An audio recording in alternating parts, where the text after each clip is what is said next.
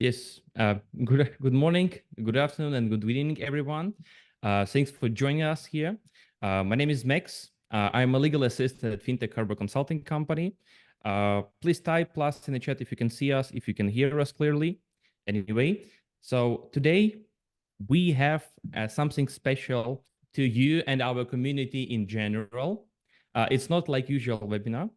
Today we're going to discuss more information in terms of marketing, public relations, and its impact on your business. And today we're having a special guest, which has an extensive experience in public relations, and which also have an experience in promoting different projects. Rachel Pipan. How are you doing, Rachel? I'm doing so well. Thank you for having me. Excited for this conversation.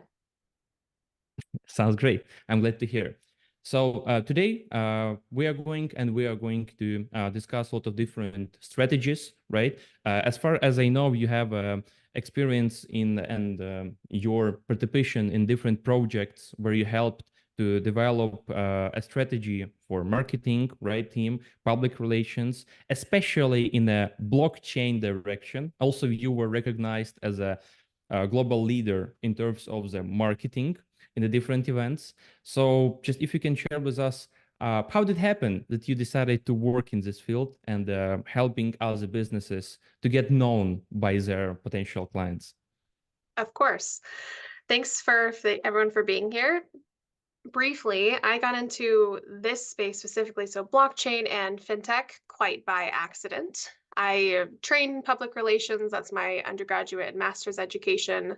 I was working at a large PR firm on media. So first job out of the gate is talking to journalists on behalf of big global brands. And I did not specialize in technology at that time, but a lot of my clients happened to be technology or touching finance in some way. And I was speaking to a journalist about a potential story, and they were not interested in what I was calling them about. I was calling them about, financial technology from like a really big brand, and they just said, "This is not the future. We're not interested. Please don't call me again." It's like that's not what you want for your company, for your brand. But what they said stuck with me, and I started looking more into it. I said, oh, financial technology this time, 2015, 2016, has changed a lot. What is being currently used maybe won't be used in the future. And what came up as one of the newer technologies and innovations was Bitcoin and blockchain. So I read the whole white paper, said this is interesting and really stretching my understanding of what I know money and finance and tech to be. And then truly 2 weeks later, I got an offer to join a Bitcoin company. So I said, Oh, well, I know it. Let's go. okay. And what was your role, the main role, like Yes. doing in marketing in terms? I'll Yeah. So see. this is a startup. So they didn't have, like a lot of like earlier stage companies or even small companies.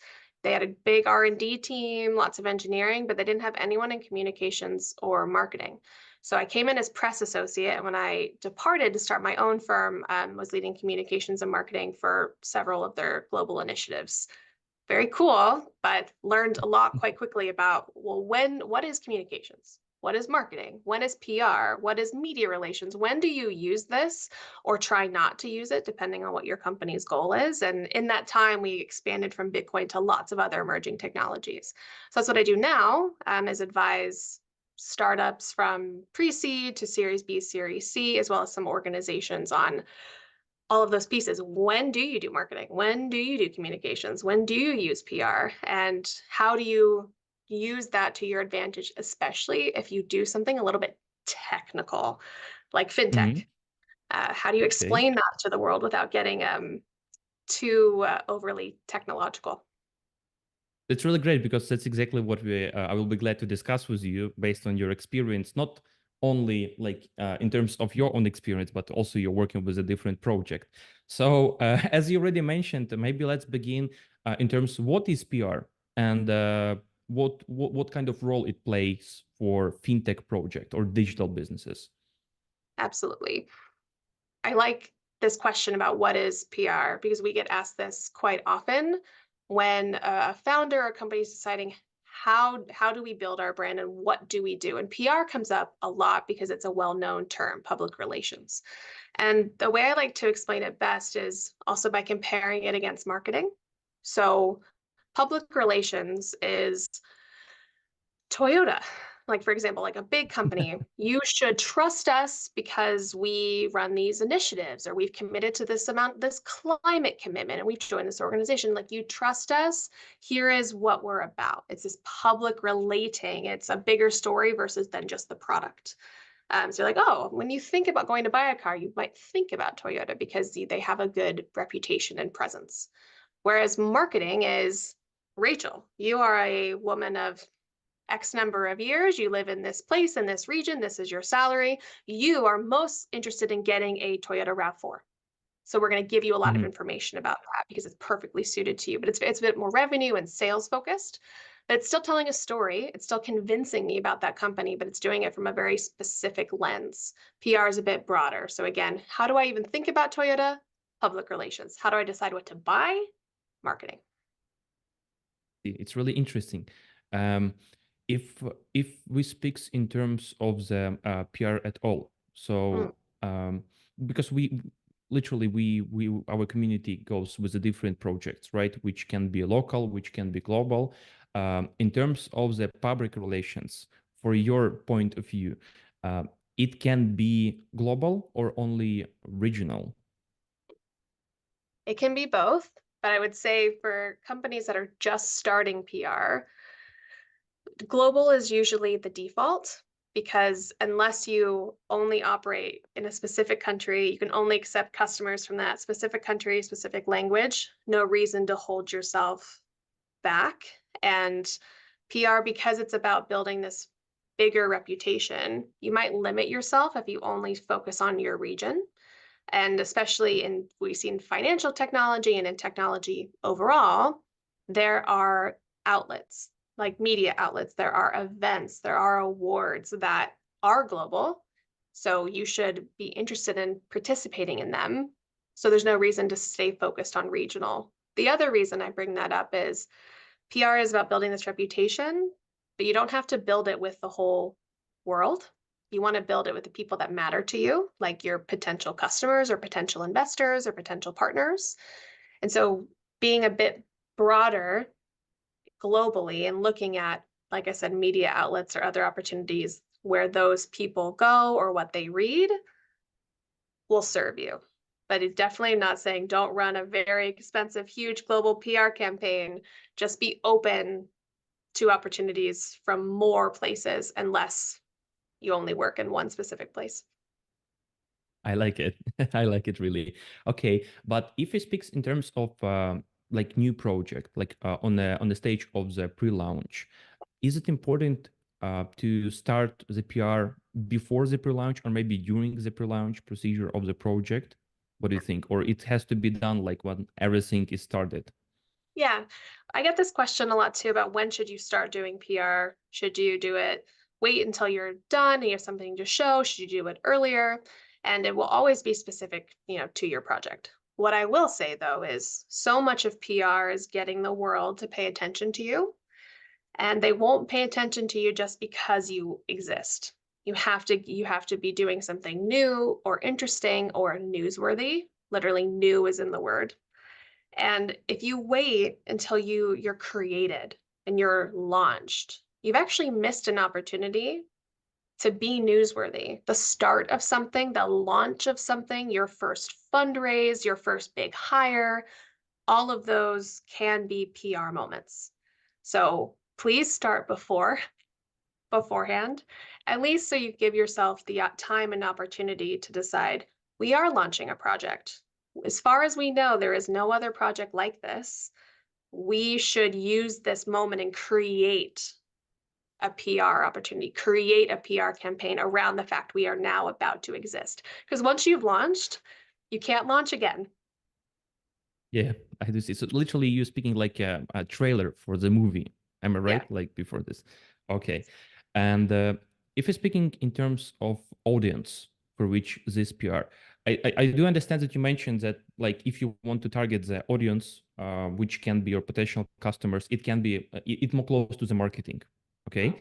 But definitely when you want to tell your story, your background, your goals in terms of the public relations, you also need to know your audience. So in this case, how to identify the audience which will like your background story, and like keep in mind your brand and your services and totally the project. Yes, the way to identify your audience, sometimes they're also called fans. How do you identify the people that will care most about you? Is to really start with your customer. And even though we are PR, we do primarily PR, we start asking about customers and buyers first, which you might think, well, that sounds more like marketing. But the reason it's important in PR is because the best way to find your PR audience is to start with your customer. So when it comes to identifying your customer, you should know who that is if you're starting a project or a company. But if you don't, it's marketing has what we call personas. So who are they? What age are they? Where do they live? What is their job title? What do they need you for? What problem are you solving? You probably already have this from your business development team. Mhm. Creating your PR audience is taking that a step further. Now you know who these people are, they could be. You're asking yourself the question, what events do they go to? What awards do they find legitimate or interesting? What do they read? What podcasts do they listen to? What TV do they watch? And from there, you've identified your second important audience after customers, which are legitimizers. Every project or company needs customers to make money, but you need legitimizers to grow and to scale. And those legitimizers are press. You talk to them about your company, they decide if you're interesting or legitimate, they write about you. That makes you look more legitimate. An event organizer hears about you, goes to your website, thinks they'd be a good speaker, they invite you to speak, legitimacy. You win an award, legitimacy. And so that's so much of what PR does is helps you create or tell your story in a way that earns you legitimacy. But you should start with your customer, because you could decide those audiences by yourself. That conference looks good. We really want to be in TechCrunch, you can do that. But at the end of the day, investing in PR costs money. So at the end of that journey, it should get you in front of somebody who then gives you money. So if being in TechCrunch is lovely, but you don't need investors, or you don't need those kind of partners, you've spent time and money doing that, but it doesn't turn into revenue later on. So we say, like, PR that sells. You need a PR campaign that ends up doing something for your company besides just getting you more attention. You need the right kind of attention. Okay, I do understand this. And also, if you already just mentioned the money, right, which is a very important instrument in terms of the business and PR, which interested to involve more funds to your company. So can you just clarify in terms of the PR, how it can help earn more money or bring more customers to the project? Exactly. PR can help your company earn more money through that legitimacy that it earns you, or rather the proof points of legitimacy that it earns you. So for example, what we've heard from our, current clients and previous clients, how PR helped their business. Someone gets interviewed on TV, let's say it's Bloomberg or CNBC. A potential investor sees it, and they're like, oh, I haven't heard of that company. Oh, I should consider investing in that project, because they were visible where that investor is, where you normally wouldn't be.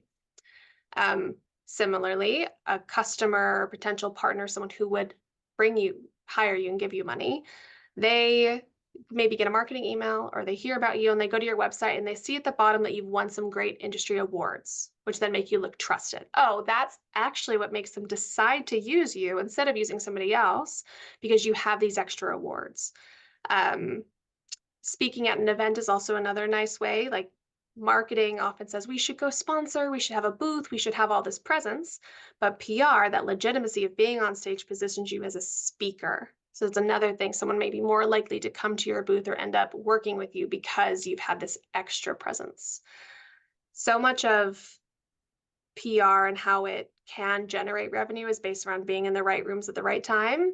And in all of those examples, those clients were at the conference or won the award or with the media outlet that their revenue generating audiences cared about.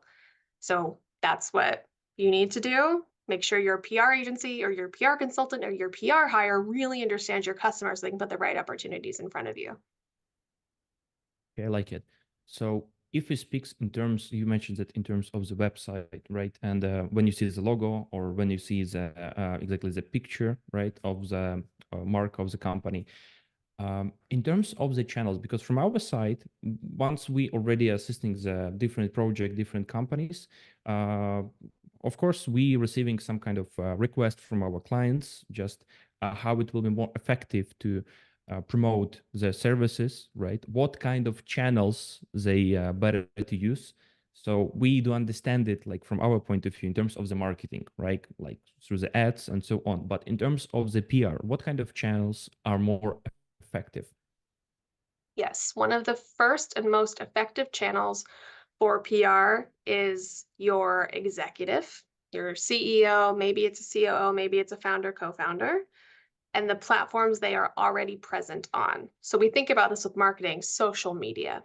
But from PR, it's important for that executive to start being more visible and more of a thought leader wherever they already exist. So this can be Twitter, right? Starting to share more articles, share more insight. It can be LinkedIn, but it can also be private groups, executive groups. Maybe they're a member of like YPO, maybe they go to WEF, et cetera, just already being there and starting to be a bit more polished and intentional about what they post and why about the company.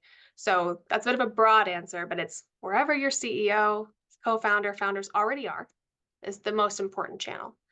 The second channel after that, that a lot of people care about is press and media.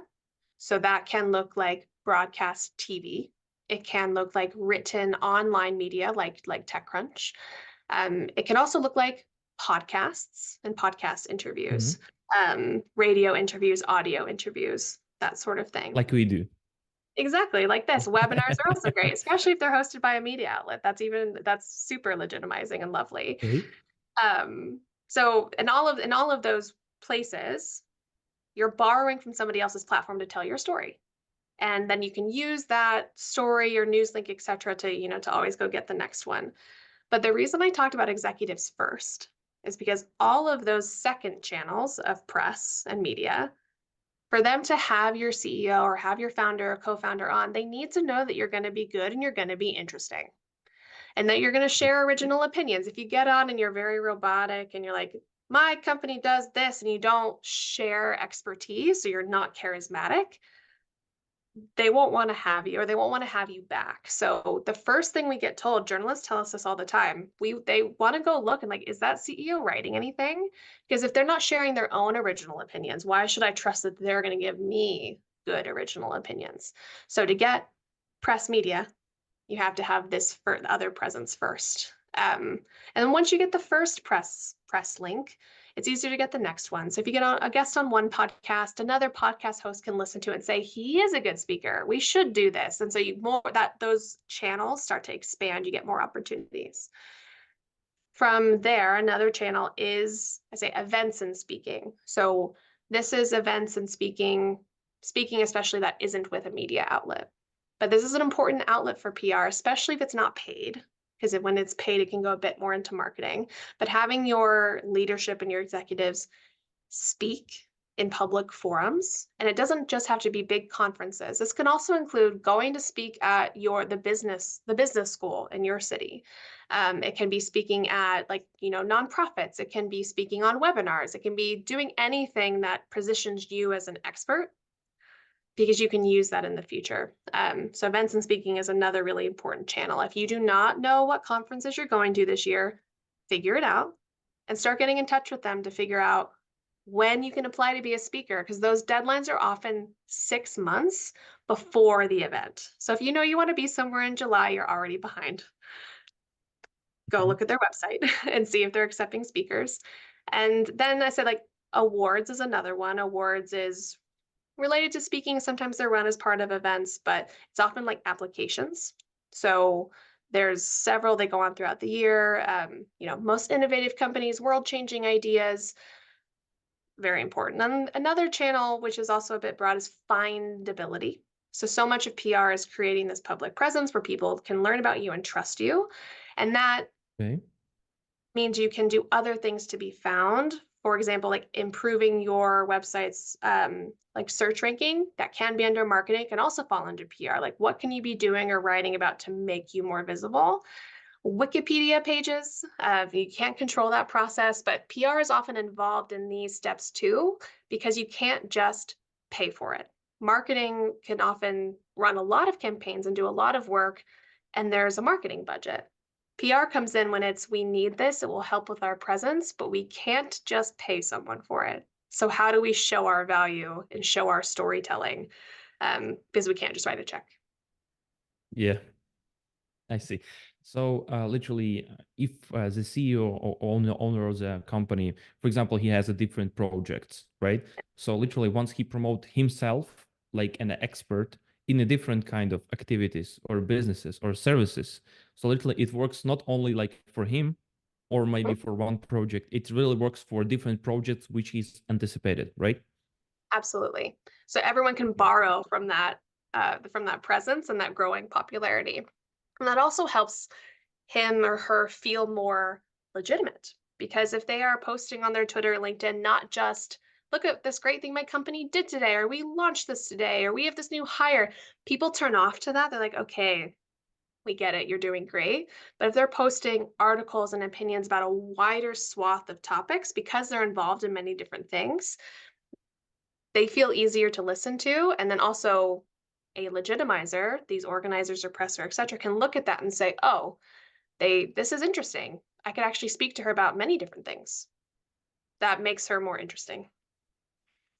Okay. And if we speak in terms of the results, uh, usually, like from your point of view and from your experience working with the different projects, again, how do you quantify the impact of PR for the business?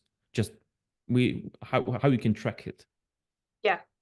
I love this question. How do you quantify the impact of PR in a business? Because this is, again, it's very different from marketing because there aren't numbers or there aren't the same controllable numbers. Marketing, you can really like look at your whole funnel, your whole pipeline, and be like they came from here and this spend here resulted in this amount of revenue, which is amazing. But PR, because we're relying on external platforms, they don't always share how many times was that story read? How many people downloaded this episode? How many people were at that conference or event? So unfortunately, PR impact is a bit trickle over. That's why it has to be so tightly tied to your overall company business objectives. If the overall company business objective is to fundraise a 5-10 million seed round, and you started doing PR, and then that seed round is successful, then you can attribute at least some of that. You should be able to attribute some of that to PR because you included press links in your deck or your investor met you somewhere. So it's still important to stay organized. Where did these revenue generating opportunities come from? Did it come from a conference that we got? Did they mention this award? Wonderful, but you won't always know.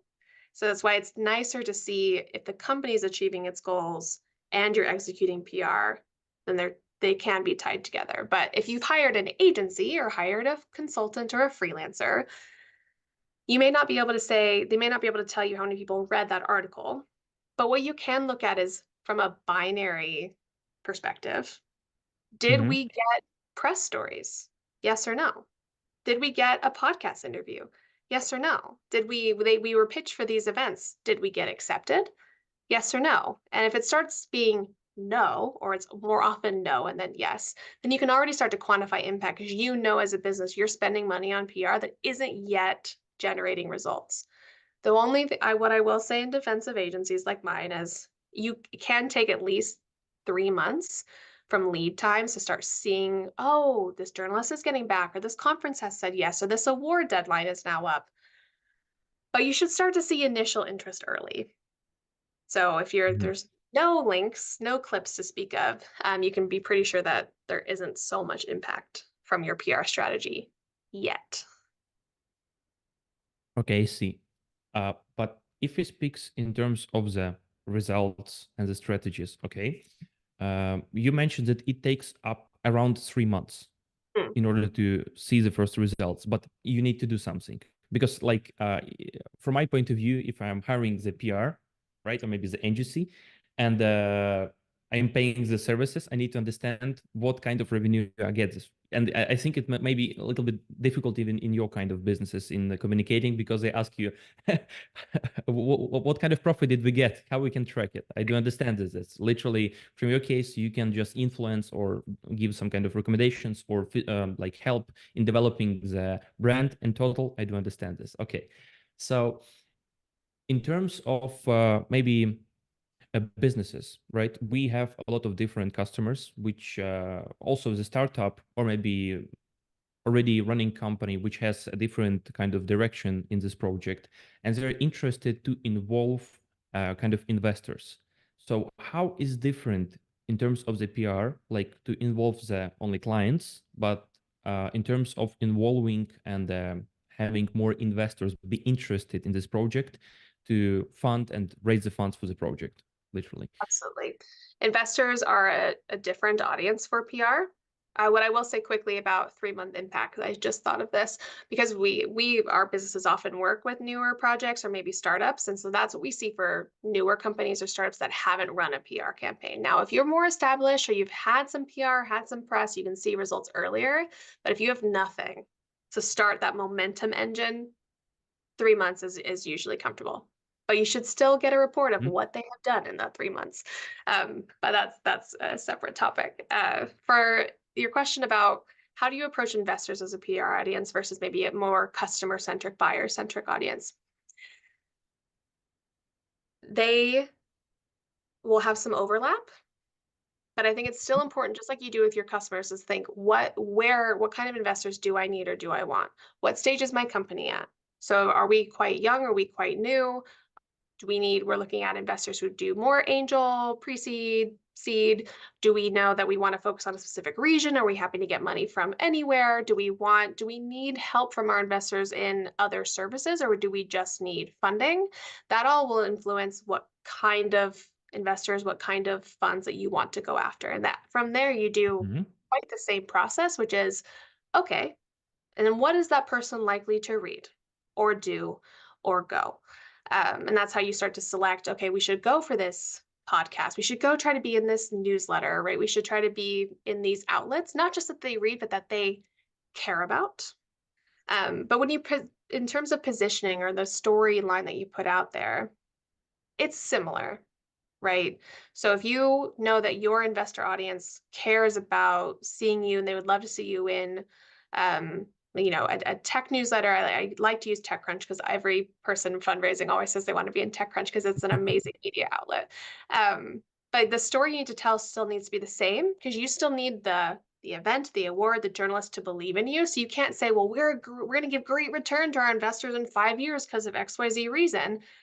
The journalist will be like, okay, great. So you're going to make other people money.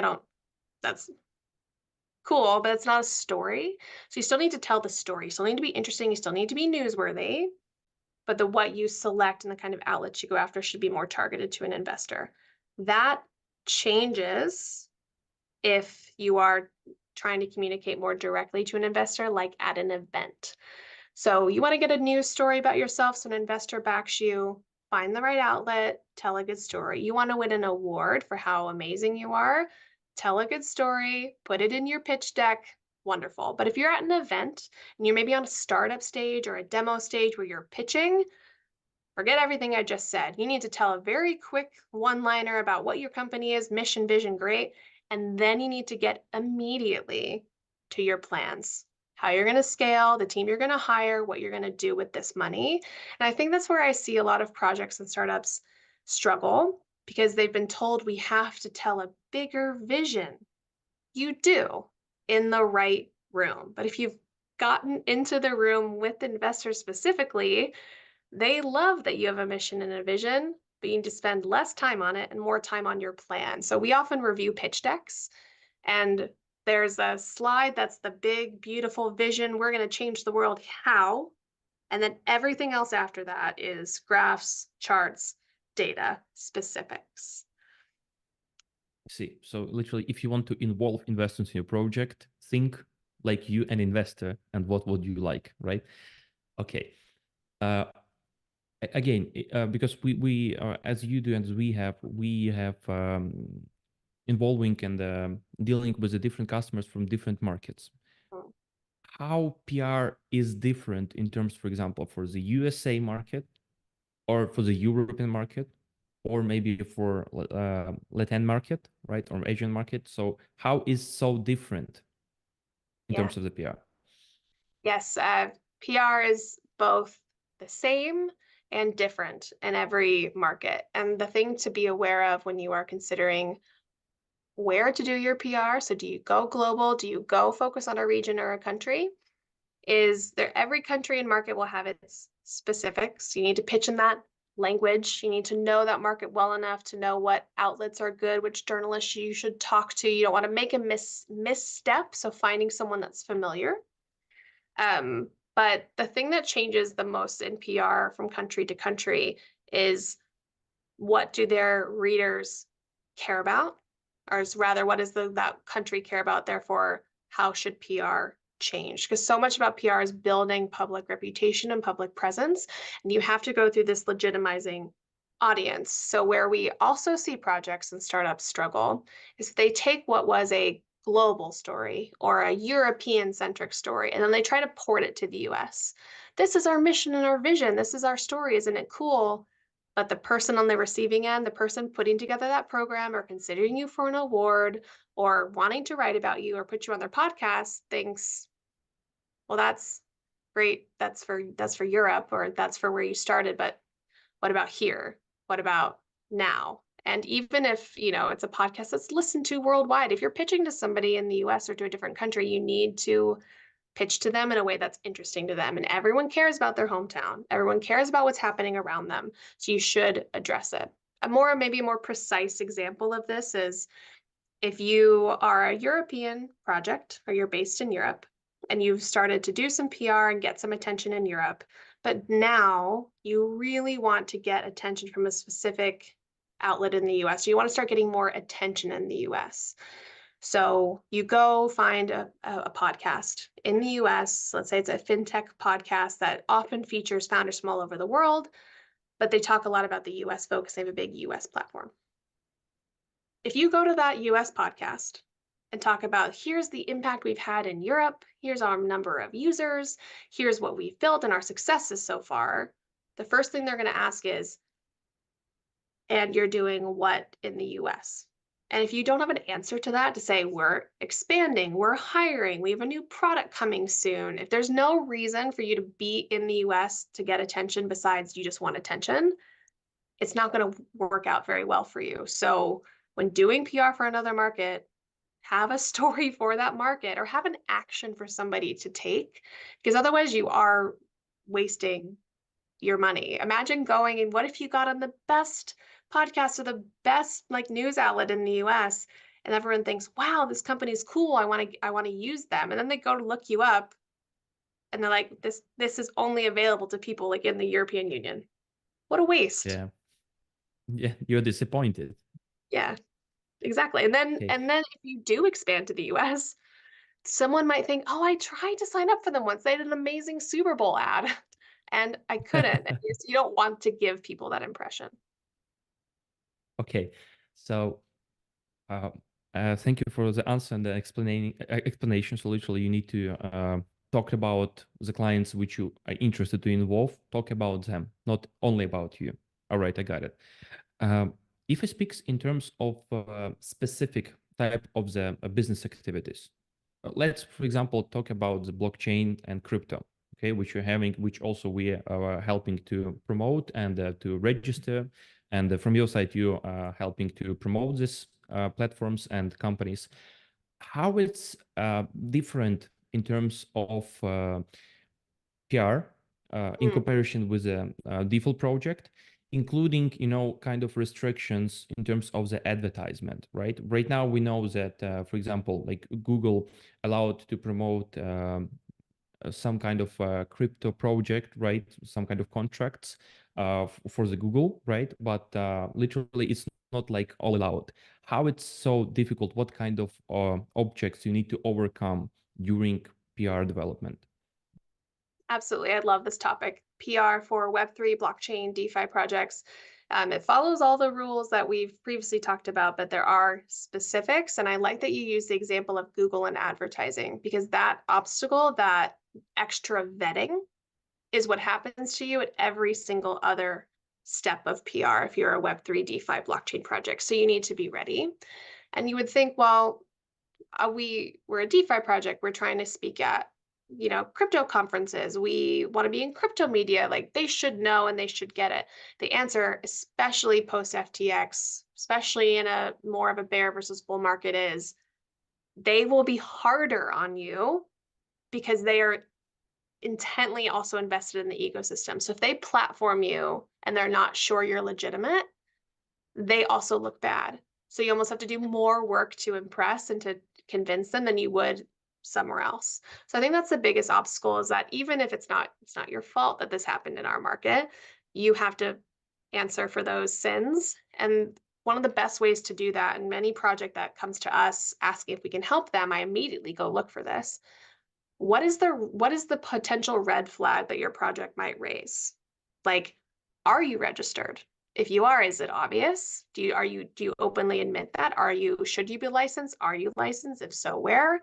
Who are your founders? Do you have your team on your website, even as like a foundation team, even if you're not backing the entire project, right? There's so many ways we can slice this, but the answer is, like, you have to already preemptively answer those tough questions. Because unfortunately, if you start a PR campaign as a DeFi project and it's not working, they're not going to give you the benefit. They're not going to email you back and say, well, we'd really love to have you, but we don't know who your CEO is. Or, we'd love to have you, but where are you registered? They just won't ever answer. So you'll invest money in PR and it won't work, and you'll wonder why. Well, it's because people have these questions. They raise these questions internally, but it's not their job to go back to you and say, this is what you need to do to fix your image. They just won't answer. So be honest with yourself, or ask an external party or an advisor, what about us would give you pause? And then answer it immediately, publicly, clearly, and often. Okay. Okay, I like it. But if we were going to speak a little bit more deeper, for example, from my point of experience, as I already mentioned, in terms of kind of events, I do understand it, that events, podcasts, and so on. But what other kind of instruments we can use for promoting the restricted services, which cannot be for some kind of policies of different advertisement companies promoted online? Like from my point of experience, just I had a several like photos of my friend in Ukraine that there was a train, like public train and public bus, and the Binance logo was just placed in this case. So specifically to promote it, because it cannot be promoted, for example, through the Facebook or Instagram. So such like these instruments for specific kind of activities, including the crypto and DeFi and Web3, what can be used? I'm glad that you brought that up, because a lot more of those specific restrictions are found in marketing. They are found when you are trying to get advertising placements, and when you're trying to do paid partnerships or send emails, because you are paying for a service and it's being put in front of people. So in a way, that legitimizing layer is lost. The legitimacy is, you get it because you've paid for it. So in PR, there's not a specific restriction. You can't say, oh, you can't speak at an event, or you can't do this, because if you've earned it, you've earned it. So it's less there's something you are not allowed to do, and more you have to perhaps try a bit harder to convince somebody to give you a platform, which is why I said the story has to be good. Because if the story is good and it's not just about DeFi, you're talking about your wider impact, if you get invited, you can go speak on a stage, and you can go be interviewed, and you can be on a podcast. The only caveat I'll say is, when you then get these opportunities, you still, like you can in advertising, you can't promise returns, you can't promise or offer products and services to people that you aren't allowed to. But again, best thing about these opportunities is you're not really meant to go on stage and sell yourself. You're meant to go on stage and share your opinions and share your expertise.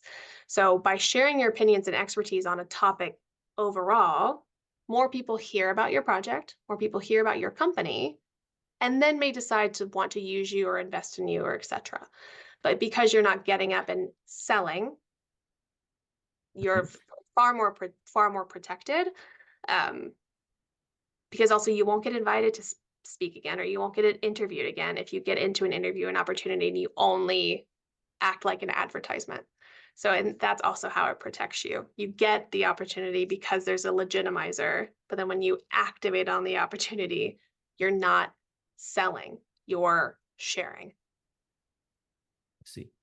But for example, if sometimes it can happen, like if you do not have a really good story, like you were just sitting at home, you just drink your morning coffee and you had like an idea pop up in your head. So in this case, and you decided to start this project, like it looks interesting, but it's not maybe like exciting because in terms of the PR, like we want to see, we like by eyes, right? We like visuals. We like to have some kind of feelings right inside of it, like we're creating a connection between this company and the customer. But what you need to do if you don't have such story? I hear this so often about, I don't have a good story, like very similar. Like I was just sitting at work and I thought of this, or I was having coffee and I thought of this. And then what you need an expert, right? To come in and be like, and why did you think of it? Why did you decide to keep going? And that's where the good story is. And it's a story of both you, the executive, but also the company, the project. Because when I say story, it's not just how you came up with it, but the story of why your project exists. And it's that's last piece, which is I was sitting at home having my morning coffee, and I thought, wow, I can't believe that money I sent to my family for someone to a birthday, whatever, is still not there. It's taken 10 days. That's dumb. We should probably just be able to do that quicker. That's interesting. That's a story, because also that's a story most people can identify with. So that becomes a story of why you founded it. It becomes a story of your company faster. And then you can say, okay, in my case, I was thinking about how irritating it was that this money sent for a Christmas present hadn't made it. But here's all these other stories from people all over the world that face this. And that's the story that a journalist or an event organizer cares about, because it's broadly applicable. So don't discount yourself. I love, like I said, when people say, I don't have a good story. It's like something was churning in your brain to have that aha moment. And that what was churning was dozens, hundreds, thousands of moments where something didn't work. And if you felt it, other people felt it. So that's your story. Okay, thanks. I will know from my side, for example, how we can use it. But if we're going to take like from the your point of view, if for example I, as a client, as a owner of some kind of project, what I need to do, for example, if I want to start the PR campaign and marketing campaign, brand recognition, what I need to do in order to start with this? Absolutely. We start with, you need to know your budget.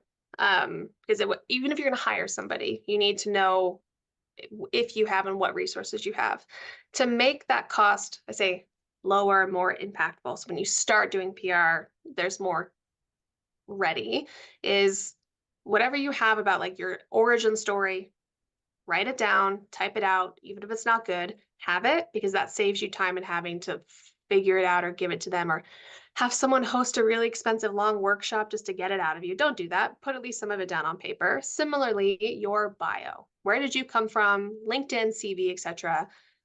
Pull that together so someone can polish it if they need to, but it's already created. And those personas, that those customers, the people that matter to you, what you need for your business to grow. And then finally, if you have, or probably maybe even from your previous company that you founded and exited and very successful for you, current relationships. Because while you can hire a PR person to start reaching out for you, if you are like, oh, I met that journalist or I've spoken at that event, founders, executives, you're busy people. write it down once, and then just give it to your team, because it'll be far faster for them to get you back there if they know you've already spoken to them before. That's, you can gather far many more things, but that alone should be quite enough for a talented PR person to get started. And it's what usually takes the longest to figure out. So my side quest in life is to get people to pay less for PR. So please just do a bit of your own information gathering yourself, because then your agency, your hirer person can get started faster and start using your money to get you opportunities instead of doing research. Yeah, so it's literally very close to in terms of the legal solutions which we are providing, because it's not like you're paying for something which you will use once. It's literally like for the long term, which will give you benefits like months, or maybe years later, which will maintain your reputation, and you will be able to work freely and get more profit in terms of recognition of your face or maybe of your brand. I really appreciate it. Just literally the list of the questions just which we received from our clients is just coming to the end. So I will be really glad if you can maybe provide some kind of details or maybe answers to one of the most frequently asked questions of your clients, which are coming to you and asking you, just help us, please, Rachel. We want to be known. What are the most frequent asked questions in terms of your business and PR? Yes. One of the most frequently asked questions we get about PR is, how much does it cost to be in the Wall Street Journal, the New York Times, the BBC, etc.? And I laugh, but it's not fair to laugh. It's important to know that one of the things we answer the most is you cannot in that way pay to be in these kind of media outlets. You can pay to advertise. You can pay to have a sponsored post. But if you want that story that in the newspaper, if you want your executive published there, you don't want sponsored on it, you are paying for that by paying an expert to help you earn your spot there. So anyone who is saying that if you pay them, they'll get you into some outlet, be wary, because there are people who accept payment, like bloggers, contributors, but you might find yourself having paid for a spot in what is basically an advertising article. Don't do that. So that's the first thing, is there's not a cost in that way. You pay for expertise and service, but you don't pay for a place, at least not a place in the way that you're thinking of it.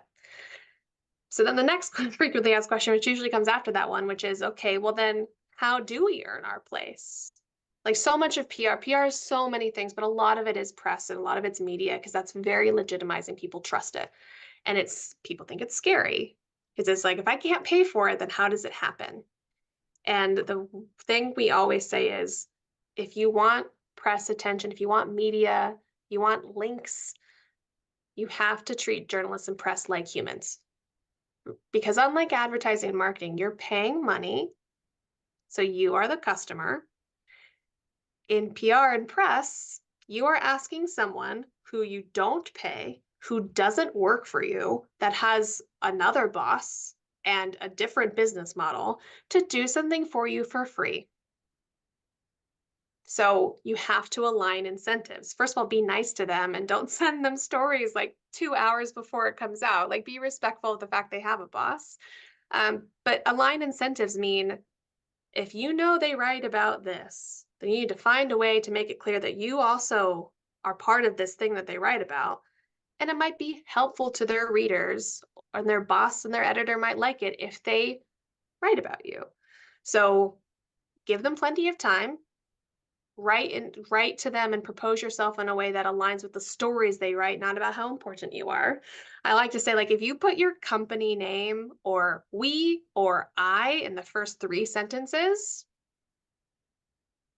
that is a marketing email. It's not an email to a journalist. But when I say, like, email them like humans, it's email them like humans with a job, and you're trying to help them do their job. And then just keep trying, because journalists and media get hundreds of emails a day, hundreds of pitches. Some of them are from hugely well-known companies. So especially if you're a new project or a startup, you have to remember that you are not well-known. So be patient. And like I said, that's where usually where your cost comes from is you pay an expert who has worked with press before, who knows how to reach out to them in a talented way. Um, you can also ask, your hire or your agency what press results they have had. I don't like the question relationships. We often get that question, what press relationships do you have? Relationships is a bit of an outdated term because it's like, because I can't pay, right? There's not a person I can call and guarantee they're going to write about you. And if they are, they may not be a journalist. So it's more about what press results and what wins have you gotten? If that question comes up. More often we get asked, like, how do we do this? And there's a lot of fear. I see. So literally, right now, to be honest, I do understand more that we have like a similar kind of relations between our customers, right? So everything a little bit similar. And at the same time, it's a very different projects which we are providing. Okay, so in this case, we already got some information in terms of the PR. I'm really glad and thank you for sharing this information and your experience in terms of the brand recognition and PR development, because such kind of tasks and themes are really hot in terms of establishing a company or a project and how we can involve more customers, how we can be recognized more. So Rachel, I'm really grateful for joining us today and sharing such a great stories, questions, and you provided a lot of answers to all of them. And dear viewers, please let us know if you have any additional questions. Feel free to put them in the comments below the video, and let us know what kind of theme you want us to discuss next time. How do you like this format of this webinar? And once again, Rachel, I wish you a great day. Thank you for joining us. And dear viewers, see you later. Have a nice morning, afternoon, or evening. We'll see you in FinTech Harbor Consulting. Have a nice day. Bye. Thank you so much. Bye.